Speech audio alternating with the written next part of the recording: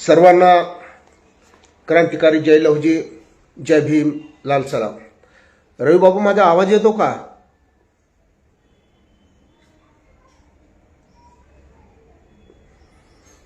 कृपया आवाज व्यवस्थित येत असेल तर कमेंट द्या, म्हणजे आपल्याला सुरू करता येईल. उशीर झाला.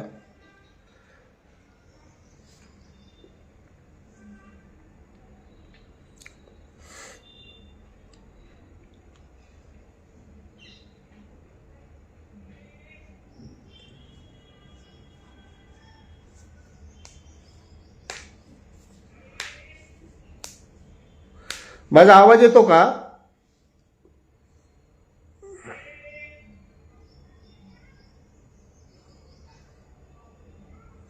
ओके.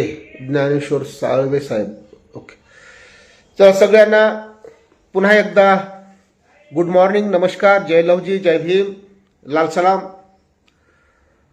ओके रवी बाबू. ओके.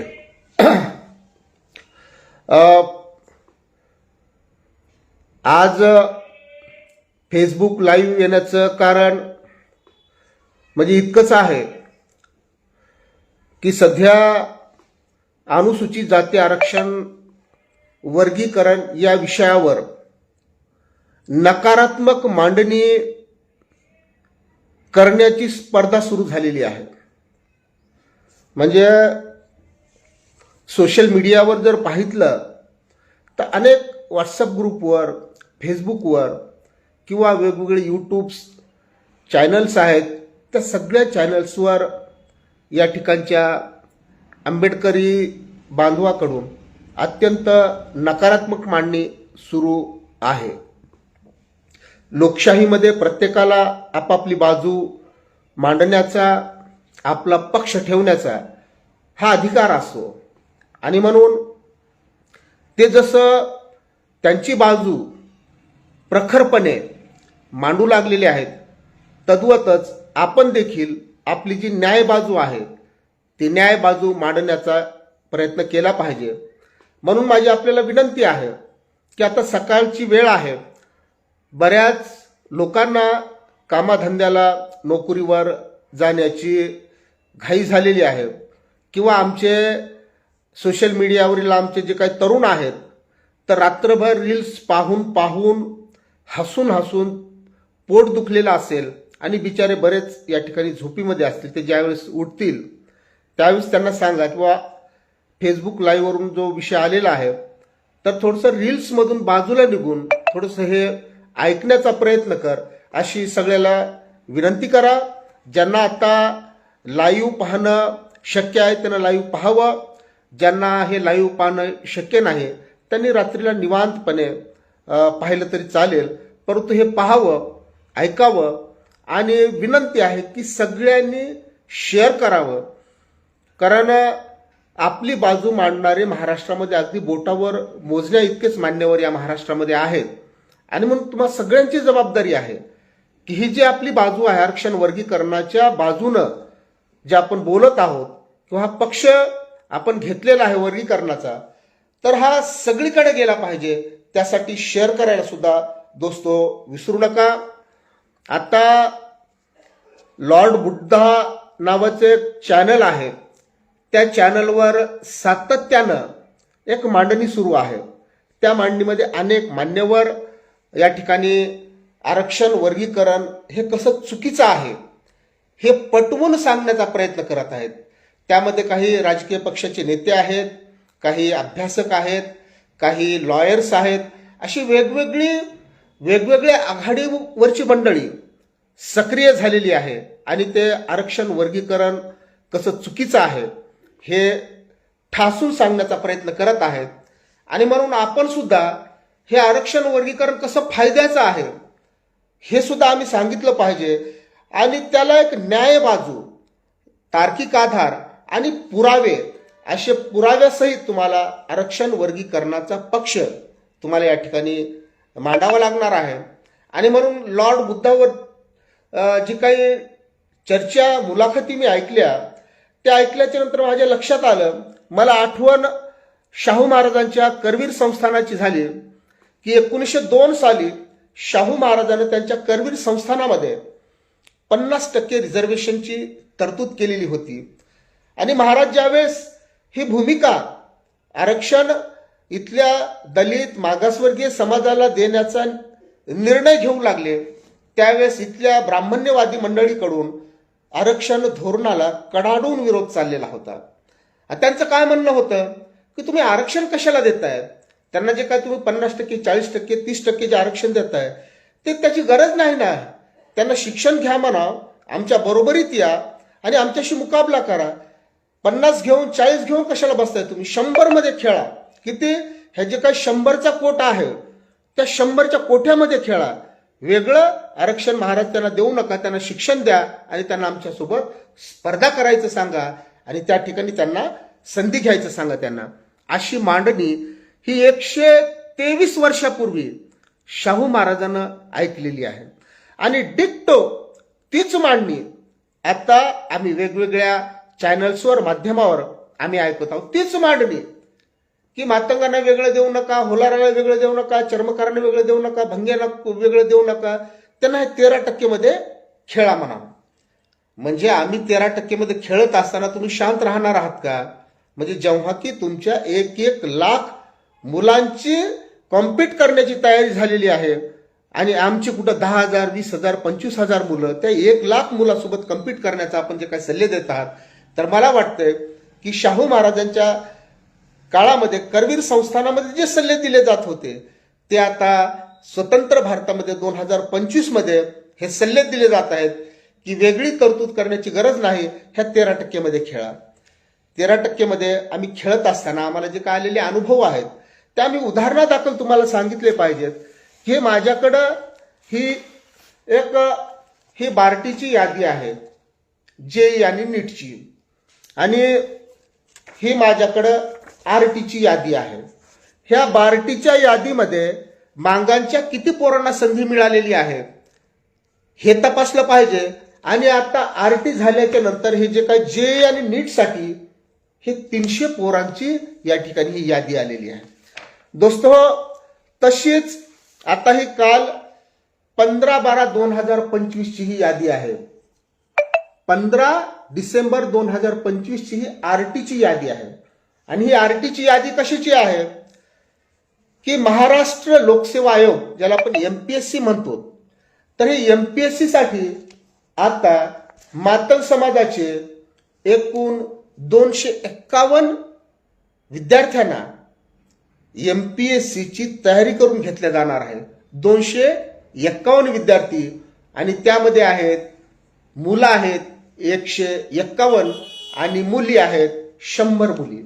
म्हणजे आज आमच्या 100 लेखी ह्या महाराष्ट्र राज्य लोकसेवा आयोगाच्या या ठिकाणी तयारीला लागणार आहेत, ती परीक्षा देणार आहेत आणि निश्चितपणे आपण त्यांच्या उज्ज्वल यशाची या ठिकाणी मनोकामना केली पाहिजे. हे सगळं सांगण्याचं प्रयोजन इतकंच आहे की ज्यावेळेस आम्ही बार्टीकडे आम्ही विचारणा करायची की आमची मुलं का लागत नाहीत, त्यावेळेस सांगितलं जायचं की तुमचे मुलं अप्लाय करत नाहीत. आता आरटीकडे जे 27,000 पोरांनी जे काय अप्लाय केलेलं आहे ते काय आकाशातून पडलेले नाही, ते या महाराष्ट्रातलेच आहेत, या भूमीतले आहेत. 27,000 मुलांनी आज त्या ठिकाणी आरटीकडे अर्ज केलेले आहेत. आणि ही आता ही एमपीएससीची कालची 15 तारखेची दोस्तो ही यादी आहे. आणि ह्या यादीमध्ये आता आमचे मुलं एमपीएससीची तयारी करणार आहेत.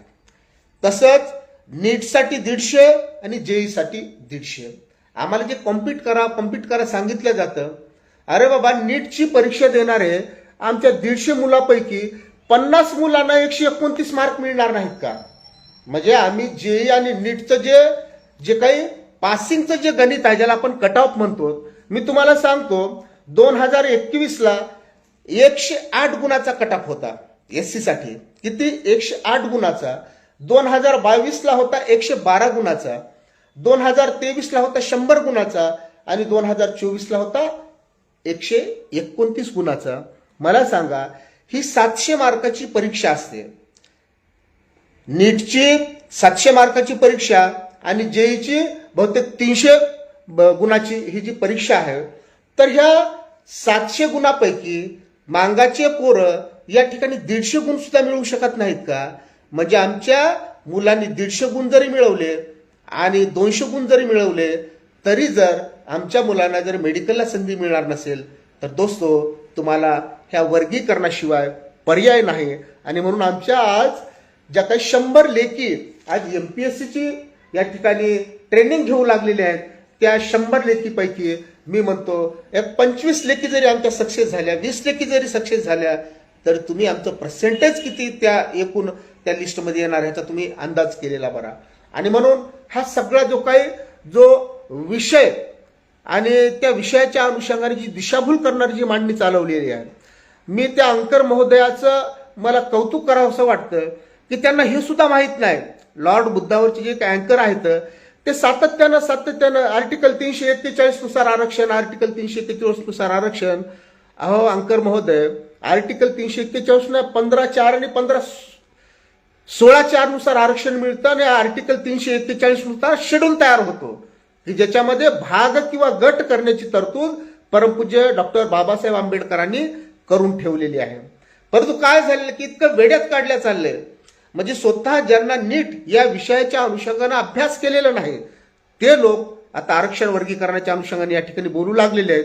म्हणून माझी आरक्षण वर्गीकरणाची बाजू घेणाऱ्या सगळ्या मान्यवरांना, कार्यकर्त्यांना, विद्यार्थ्यांना, अभ्यासकांना माझी विनंती आहे की तुम्ही या विषयाचा तुम्ही अभ्यास करा, रील्स मधून आणि मनोरंजनातून थोडंसं बाजूला निघा आणि हा विषय तुम्ही या ठिकाणी अभ्यास करा, समजून घ्या.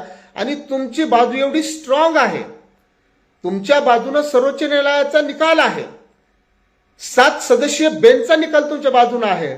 म्हणजे सर्वोच्च न्यायालयानं तुमच्या बाजूने निकाल देऊन सुद्धा जर तुम्ही या ठिकाणी लोकांना सांगणार नाही, तुमची बाजू पटवून देणार नाही, तर म्हणतात ना की ज्याचं गहू सुद्धा विकत नाही आणि ज्याची करडी तो ठासून सांगतो या ठिकाणी विकतो, तसं तुमच्याकडे गहू आहे, तुमच्याकडे सोनं आहे, परंतु तुमची बाजू मांडणाऱ्या लोकांची संख्या कमी आहे. ती संख्या वाढवा. आणि सर्वोच्च न्यायालयाच्या 7 सदस्यीय बेंच जर म्हणत असेल, सर्वोच्च न्यायालय जर म्हणत असेल या ठिकाणी सिंह आणि श्वानाची तुलना होऊ शकत नाही, त्यांच्यासोबत तुम्ही स्पर्धा लावू नका. या ठिकाणच्या सर्वोच्च न्यायालयाच्या सरन्यायाधीशाचा मुख्य सचिव आणि ऊस तोडीला जाणारा जो काही मजूर आहे गावामध्ये, तो ज्या शाळेमध्ये शिकतो, ज्याला ट्युशन्स नाही, त्याला कुठलंही या ठिकाणचं चांगलं शिक्षण मिळालेलं नाही आणि एक दिल्ली, मुंबई, कलकत्त्यामधून या ठिकाणी बसून शिक्षण घेऊ लागलेलं आहे, त्या मुलासोबत स्पर्धा करू नका असं स्वतः सर्वोच्च न्यायालय म्हणतं. आणि म्हणून सर्वोच्च न्यायालय तुमच्या बाजूने आहे, भारतीय संविधान तुमच्या बाजूने आहे. तुम्ही सगळ्यांना ठासून सांगा की संविधान प्रत्येकाच्या घरामध्ये आहे. त्या संविधानातील आर्टिकल 340 पहा ओबीसी साठी आहे, 341 बघा शेड्यूल कास्ट साठी आहे आणि 342 बघा शेड्यूल ट्राईब साठी आहे. आणि आर्टिकल 341 काय सांगतं की शेड्यूल कास्टच्या लिस्टमध्ये भाग किंवा गट करता येतील असं जर आर्टिकल 341 सांगत असेल तर त्या आर्टिकलनुसार सर्वोच्च न्यायालयाने 1 ऑगस्ट 2024 रोजी हा the state of Punjab versus Davinder Singh हा निवाडा दिलेला आहे. आणि मग तुम्ही ठासून सांगा की सर्वोच्च न्यायालय सांगत आहे की या ठिकाणच्या तळातील जातीला न्याय देण्यासाठी आरक्षण वर्गीकरणाशिवाय दुसरा पर्याय असू शकत नाही. हे जर सर्वोच्च न्यायालय सांगत असेल तर मला वाटतं की सर्वोच्च न्यायालयापेक्षा आणि भारतीय संविधानापेक्षा या ठिकाणी कुणीही मोठा नाही. आणि त्या बाजूनं आम्ही सर्वोच्च न्यायालयाचा या ठिकाणी सन्मान करत आहोत, या ठिकाणी भारतीय संविधानाचा सन्मान करत आहोत आणि सर्वोच्च न्यायालयाचे सरन्यायाधीश न्यायमूर्ती सन्माननीय BR गवई साहेबांचे सुद्धा आम्ही लाख या ठिकाणी आभार मानत आहोत की गवई साहेब तुम्ही आमची बाजू घेऊन साक्षात बाबासाहेबाच्या रूपानं तुम्ही समोर आलेला आहात. कदाचित या 7 सदस्यीय बेंचमध्ये जर आपण नसतात तर विचार करा की त्या न्याय निवाड्याच्या संदर्भामध्ये किती पक्षपात झाला, अशा पद्धतीची टीका त्या न्याय निवाड्यावर झाली असती. आपण स्वतः त्या 7 सदस्यीय बेंचमध्ये 281 पानाचं जजमेंट लिहून तुम्ही वारंवार प्रत्येक पानावर पटवून सांगण्याचं काम केलेलं आहे. बाबासाहेबाचे उतारे, बाबासाहेबाचा विचार, बाबासाहेबाची सामाजिक न्यायाची संकल्पना तुम्ही पानावर पटवून देण्याचा प्रयत्न करून सुद्धा या ठिकाणी ऐकल्या जात नाही. यावरून विचार करा की तळातील जाती आमच्यासारख्या ज्या काय असतील त्यांचा किती कोंडमारा या ठिकाणी होऊ लागलेला आहे, त्यांच्यावर कशा पद्धतीनं दडपशाही सुरू आहे तुम्ही अनुभवली पाहिजे. आणि म्हणून जसं या ठिकाणी तेलंगणा गव्हर्नमेंटनं रिझर्वेशनचा वर्गीकरणाचा फॉर्म्युला तयार करून या ठिकाणी वाटप सुरू केलेलं आहे. हा तेलंगणा गव्हर्नमेंटचा गॅझेटेर आहे दोस्तो, की त्यांनी 3 भाग केलेले आहेत आणि त्या 3 भागापैकी ग्रुप ए ला 1% दिलेला आहे, ग्रुप 2 ला 9% दिलेला आहे, ग्रुप 3 ला 5% दिलेला, अशी 15%ची विभागणी केलेली आहे. प्रत्येकाला ज्याचा त्याचा वाटा मिळालेला आहे. आणि म्हणून उद्या आरक्षण वर्गीकरणाचा प्रारूप आराखड्यावर हे महाराष्ट्र शासन ज्यावेळेस निर्णय घेईल त्यावेळेस आमच्या वाट्याला जे काही येईल, आता आमचे काही हंडगे म्हणजे अशा पद्धतीनं एवढी निगेटिव्ह मांडणी करू लागलेली आहेत की म्हणजे जे बाकीचे लोक बोलू लागले तेच आमचे काही हंडगे या ठिकाणी बोलू लागले, त्यांना आरक्षण वर्गीकरणामुळे मातंगाचं नुकसान आहे म्हणून. अशी आमचीच काही मंडळी या ठिकाणी अशा पद्धतीची बाजू मांड, त्यांना सांगितलं पाहिजे की बाबा रे आमचं काय नुकसान व्हायचं तर होऊ दे, कारण आता जे काय आम्हाला या ठिकाणच्या संधीमध्ये 0.2 म्हणजे 1% सुद्धा आम्हाला संधी मिळत नाही.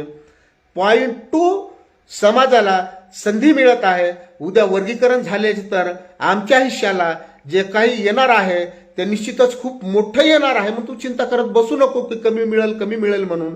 जे काही मिळेल त्यातून समाजाचं नुकसान नाही, समाजाचं नुकसान होणार नाही हे ठासून सांगा. आमच्या वाट्याला जे काही येणार आहे त्यानुसार उद्याच्या आमच्या मुलांना शिक्षणामध्ये फार मोठी संधी मिळणार आहे.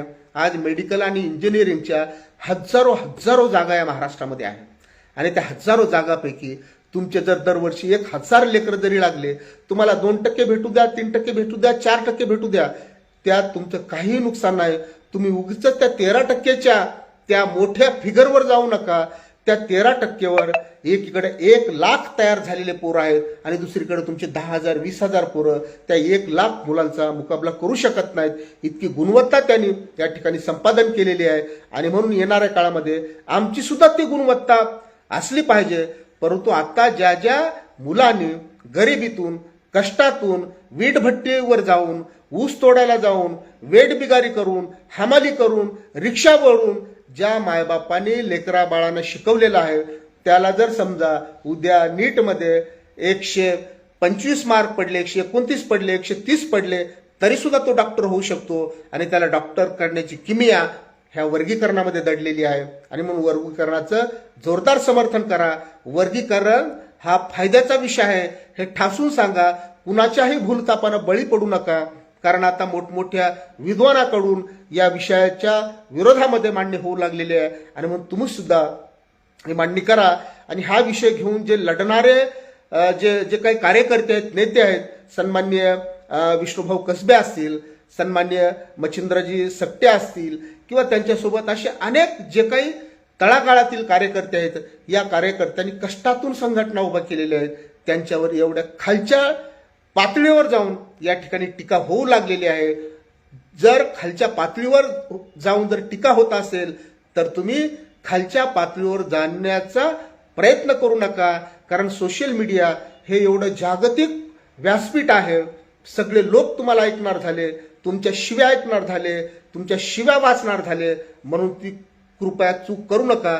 तुम्हाला कुणाला काय शिव्या द्यायचे देऊ द्या, तुम्ही फक्त उत्तर, शिव्यांचं उत्तर तुम्ही ह्या पुराव्याने द्या, हे आकडेवारीने द्या आणि पटवून सांगा की आरक्षण वर्गीकरण जर होत असेल तर त्याला आमचं समर्थन आहे आणि आरक्षण वर्गीकरणातून फायदाच होणार आहे हे तुम्ही जगाला ठासून सांगा. आपण वेळोवेळी भेटूत. पुन्हा एकदा विनंती की हा व्हिडिओ जास्तीत जास्त शेअर करा.